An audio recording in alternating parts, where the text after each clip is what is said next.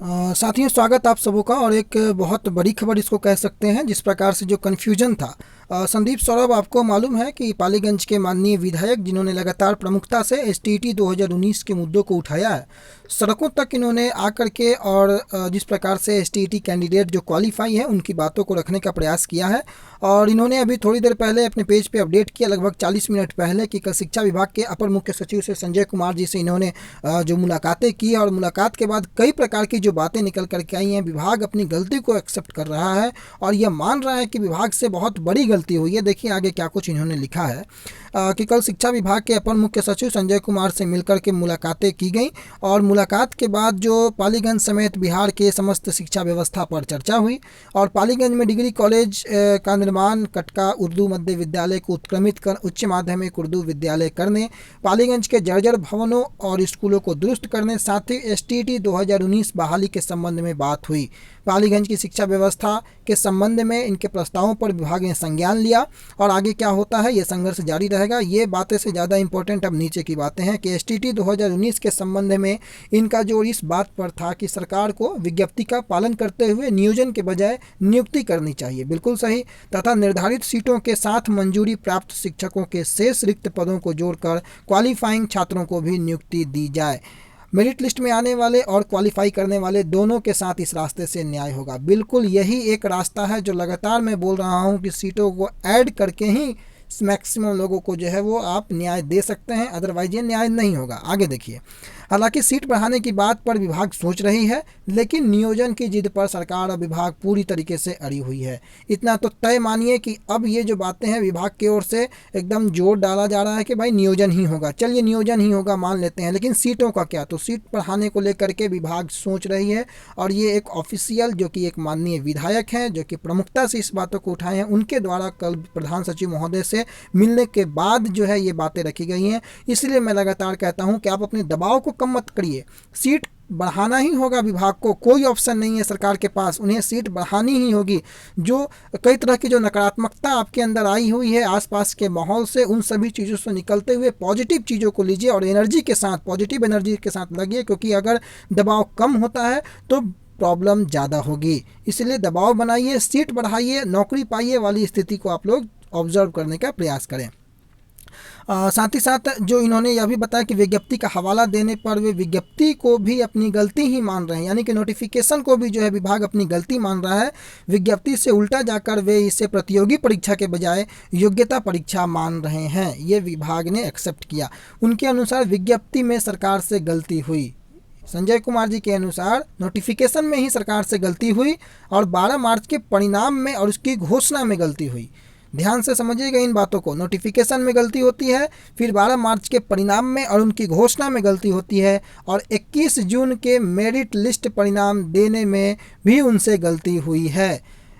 यानी कि नोटिफिकेशन सबसे पहले इनके द्वारा एक्सेप्ट किया जा रहा है कि उस गलती हुई है नोटिफिकेशन में, फिर 12 मार्च के परिणाम में गलती हुई है, साथ ही साथ 21 जून के मेरिट लिस्ट परिणाम देने में भी उनसे गलती हुई है। तो क्या विभाग के द्वारा किया गया गलती पे गलती क्षमा योग्य है? कैंडिडेट अगर एक अक्षर इधर से उधर कर दे तो उनकी फॉर्म को रिजेक्ट कर दी जाती है। तो क्या विभाग ने अगर इतनी ज़्यादा गलती करके 80,000 कैंडिडेटों के भविष्य के साथ अगर छेड़छाड़ करने का प्रयास किया है तो क्या यह क्षमा योग्य है? बिल्कुल नहीं। और इसी कारण गवर्नमेंट जो है वो बैकफुट पर है। आप यहाँ पर देखें तो यहाँ पर इस खबर को देखने के बाद जो मेरिट वाले हैं वो भी और जो नॉट इन मेरिट वाले थे ना वो भी, दोनों को ये चीज़ों को समझे कि इससे लाभ दोनों को मिल सकता है और हानि दोनों को होगी, किसी एक को हानि नहीं होगी। क्योंकि विभाग खुद ही एक्सेप्ट कर रहा है कि नोटिफिकेशन ही गलत था, 12 मार्च का रिजल्ट भी उन्होंने गलती की और 21 जून के मेरिट लिस्ट में भी उन्होंने गलती की। तो ये कहीं से किसी को खुश होने वाली बातें नहीं है। इसलिए दबाव बना करके सीट बढ़ाने का प्रयास किया जाए, वो ज़्यादा बेटर होगा। उसके बाद देखिए कि मैंने साफ कहा, यानी कि इन्होंने साफ कहा कि आखिर विभाग और सरकार की गलतियों का खामियाजा छात्र क्यों भुगते? उनके पास कोई जवाब नहीं है। बिल्कुल सही बात है। अगर विभाग ने 12 मार्च के रिजल्ट को गलत किया तो छात्र क्यों भुगते? अगर विभाग ने नोटिफिकेशन गलत किया तो छात्र क्यों भुगते? कोई भी छात्र, चाहे वो किसी भी लिस्ट में हो, आज वो क्वालिफाइड है तो कोई भी छात्र क्यों भुगते? 21 के मेरिट लिस्ट में अगर आपने गलती की तो भी छात्र क्यों भुगते? ये खामियाजा तो सरकार को ही भुगतना पड़ेगा और सरकार भुगतेगी भी। इस मुद्दे पर शिक्षा मंत्री को जवाब देना है। सवाल यह है कि इतनी गलतियों के बावजूद भी अगर वे अपने पद पर बने हुए हैं तो ये बेहद दुर्भाग्यपूर्ण है। उन्हें इस्तीफा दे देना चाहिए। विधानसभा के मानसून सत्र में भी इस मुद्दे को मजबूती से उठाया जाएगा, संदीप सौरभ की तरफ से ये कहा गया। दोस्तों, ये बातें तो अब स्पष्ट हो गई कि विभाग की जो मंशा थी, यहाँ पर आप फोटो में देख सकते हैं कि माननीय संजय कुमार जी से मुलाकात करते हुए संदीप सौरभ और अपना जो भी प्रस्ताव था वो देते हुए, लेकिन अगर इनके बातों में जिस प्रकार से सच्चाई निकल करके आ रही है तो विभाग के द्वारा, और यही कारण है कि विभाग ना मेरिट वाले को जवाब दे पा रहा था ना नॉट इन मेरिट वाले को जवाब दे पा रहा था, क्योंकि विभाग को मालूम है कि इसमें गलती ना मेरिट वाले की थी ना तो नॉट इन मेरिट वाले की थी। गलती इसमें विभाग, सरकार, बोर्ड की है और इस गलती का तो हर्जाना कहीं ना कहीं उन्हें भुगतना पड़ेगा। कैंडिडेट किसी भी हाल में इसका हर्जाना नहीं भुगतेगा, चाहे वो किसी भी लिस्ट में हो। आज विभाग के माध्यम से, सरकार के माध्यम से की गई गलती को सजा कैंडिडेट अपने भविष्य को अंधकार में डाल करके तो नहीं देंगे, इतनी तो तय है। और अगर विभाग से गलतियां हुई हैं, और यहाँ पर जिस प्रकार से इन्होंने मेंशन किया कि विभाग जो है वो सीट बढ़ाने पर विभाग सोच रही है, यही एक अंतिम विकल्प है। और आप सब वो भी यही ध्यान रखें, चाहे आप किसी भी जोन से आते हों, बिहार के किसी भी जिले से आते हों, किसी भी कैटेगरी से हों, आपका फोकस सिर्फ सीट बढ़वाने को लेकर के होना चाहिए। नकारात्मकता से बचिए। मैं अभी भी बता रहा हूँ, पॉजिटिव माइंडसेट के साथ अगर आगे बढ़िएगा तो मैक्सिमम लोगों को जो है वो ज्वाइनिंग मिलेगी। बैकफुट पर है सरकार, और अगर इस सिचुएशन का अगर आप फ़ायदा नहीं उठा पाए, ये सिचुएशन हाथ से निकला तो प्रॉब्लम सबों के साथ होगी। बाकी आप न्यायालय के द्वार खटखटाते रहिए, लगातार वर्षों वर्षों का इंतजार करते रहिए। न्याय मिलेगा, लेकिन न्याय कब मिलेगा ये बड़ा मुश्किल चीज़ें होती है। और जस्टिस कभी भी एक पक्ष को देख करके नहीं किया जा सकता है, और जब दोनों पक्षों की बात सामने आएगी तो यहाँ पर दोनों पक्षों के पास अपने अपने तर्क हैं और दोनों ही मजबूत तर्क हैं, और गलती में सरकार आती है तो कहीं ऐसा ना हो कि दोनों पक्ष अपने अपने लाभ के कारण लाभ किसी को ना हो, अंतोगत्वा लाभ जो है वो सरकार को हो जाए और हानि कहीं ना कहीं कैंडिडेट को हो जाए।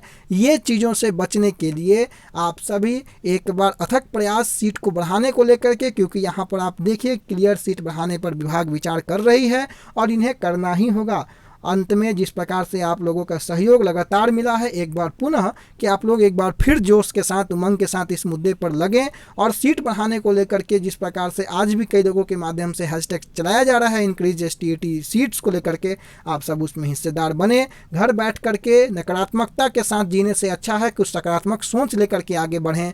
बाकी गलती आपकी नहीं है, गलती विभाग की है। विभाग गलती सुधारेगा और उन्हें सुधारना ही पड़ेगा। उम्मीद है कि कुछ समझ में आया होगा आपको। अगले वीडियो में कुछ नए मुद्दे को लेकर के आएंगे जिससे कि आप लोग और ज़्यादा लाभान्वित हो सके। और जो लोग चैनल पर नए हैं वो लोग जरूर सब्सक्राइब करें, बेल आइकन प्रेस करें। और एक चीज़ और, महिलाओं के 5% के मुद्दे को लेकर के कई महिलाओं का कहना है, तो जिस प्रकार से नोटिफिकेशन के या किसी रिजल्ट आने के बाद महिलाओं के साथ अगर ऐसी बातें हुई है, महिलाओं ने पिछले दिन शिक्षा मंत्री महोदय से भी मुलाकात किया है, तो उन्होंने भी एक कोरा आश्वासन इन्हें ज़रूर दिया है कि हाँ, इनके बारे में भी सोचा जाएगा। उस पर भी क्या कुछ अपडेट निकल करके आता है ध्यान बना करके रखेंगे। अगर कोई अपडेट महिलाओं के आरक्षण संबंधी भी निकल के आए तो आप लोग को अपडेट करने का प्रयास करेंगे।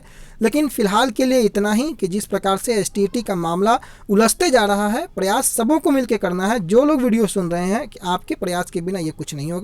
बाकी निर्णय आपका है कि एसटीईटी के एग्जामिनेशन के साथ आप क्या करना चाहते हैं, आप बखूबी जानते हैं। फिलहाल के लिए इतना ही। बहुत बहुत धन्यवाद आपका बहुमूल्य समय देने के लिए। धन्यवाद।